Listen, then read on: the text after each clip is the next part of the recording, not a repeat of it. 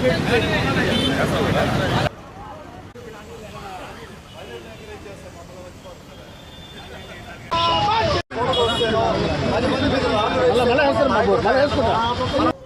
Chairman Ajay Kumar గారు నిండు నూరేళ్లు అష్టైశ్వర్యాలతో భోగభాగ్యాలతో తొలతూగాలని, ఇలాంటి పుట్టినరోజులు 100 పుట్టినరోజుల పైన చేసుకోవాలని మనస్ఫూర్తిగా కోరుకుంటున్నాను. ఈరోజు మా ప్రియతమ జనసేన నాయకుడు, మా పెద్దాయన, మా గురువు గారు వేములపాటి అజయ్ గారి జన్మదిన సందర్భంగా నెల్లూరు సిటీ గాంధీ బొమ్మ సెంటర్ వద్ద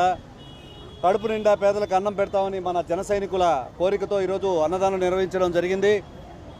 నాయకత్వం అంటే మనం దారి చూసుకోవడం కాదు, మన చుట్టూ ఉన్న వాళ్ళకి దారి చూపడం అనే విధంగా మార్గదర్శకంగా నడుస్తున్నారు మా అజయ్ అన్న. మన నాయకత్వం నిలబెట్టుకోవాలంటే ఒకరిని విమర్శిస్తేనో, ఒకరిని కూలదోస్తేనో, 10 మంది మీద రాళ్ళు వేస్తేనో మనం నాయకుడిగా ఎదగం. మనం చేసే పనుల వలన,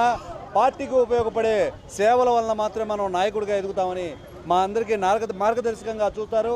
ఏదైనా సమస్య వస్తే ఎవరికి చెప్పుకోవాలన్న తరుణంలో తానే మాకు దిక్కుగా నిలుస్తున్న అజయ్ అన్న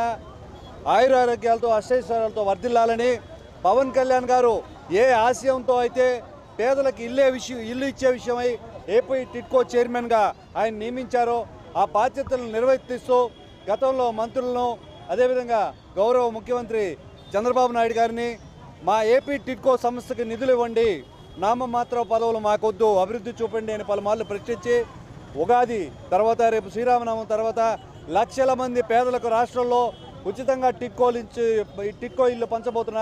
మా వేములపాటి అజయ్ గారు 10 మంది దీవెనలతో పచ్చగా ఉండాలని, మాకందరికీ మార్గదర్శకంగా జనసేన పార్టీని మునుపెన్నడూ లేని విధంగా క్రియాశీలక సభ్యత్వాల్లో మొత్తం 60,000 సాధిస్తే 70% దాకా అతను వర్గం చేయించేటట్లుగా, అదేవిధంగా గడిచిన 2-3 సంవత్సరాల్లో జిల్లా పర్యవేక్షకులుగా బాధ్యత స్వీకరించిన కాడి నుంచి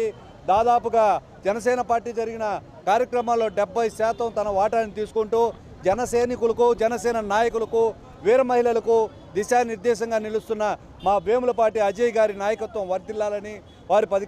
కాలాల పాటు చల్లగా ఉండాలని కోరుకుంటూ హ్యాపీ బర్త్డే టు అజయ్ అన్న.